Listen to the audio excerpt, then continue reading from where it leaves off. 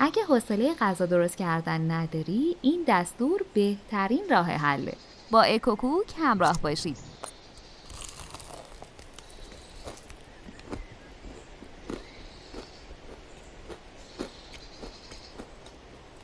داخل یک کاسه 2 عدد تخم مرغ، مقداری ژامبون مرغ خرد شده. به جای ژامبون میتونید سوسیس سرخ شده یا حتی مرغ پخته و یا گوشت چرخ کرده سرخ شده جایگزین کنید. 1 دسته جعفری خرد شده. نصف فلفل دلمه‌ای نگینی شده بریزید و هم بزنید. اگه میخوای اولین نفری باشی که به محض آپلود آموزش جدید ویدیومون رو ببینی، دکمه سابسکرایب و زنگوله کنارش رو حتما بزن. نصف قاشق چایخوری نمک، 1/4 قاشق چایخوری فلفل سیاه اضافه و مخلوط کنید. برای مواد میانی از هر چیزی دوست داشتید میتونید استفاده کنید.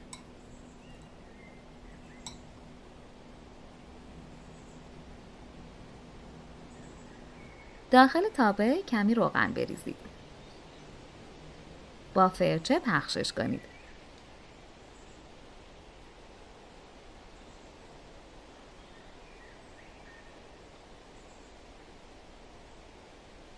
نون لواشی که به اندازه تابه برش زدید و بذارید.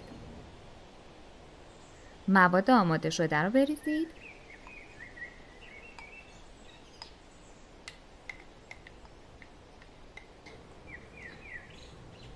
کامل پخش کنید تا همه جای نون و مواد بگیره. 1/4 قاشق چایخوری آویشن، مقداری پنیر پیتزا،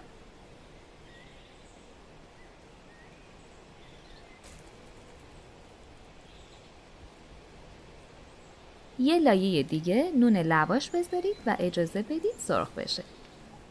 وقتی یه طرفش سرخ شد برگردونید تا طرف دیگرش هم سرخ بشه.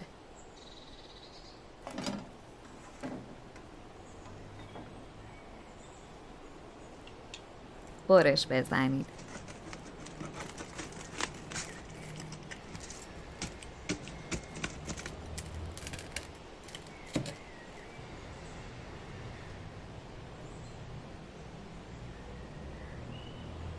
کنار سس سرو کنید. خیلی راحت و سریع آماده میشه. بچه‌ها عاشقش میشن چون باب میلشونه. اگه از این آموزش خوشتون اومد، باید بگم که ویدیوهای جالبتری هم توی کانالمون داریم که حتما باید ببینید.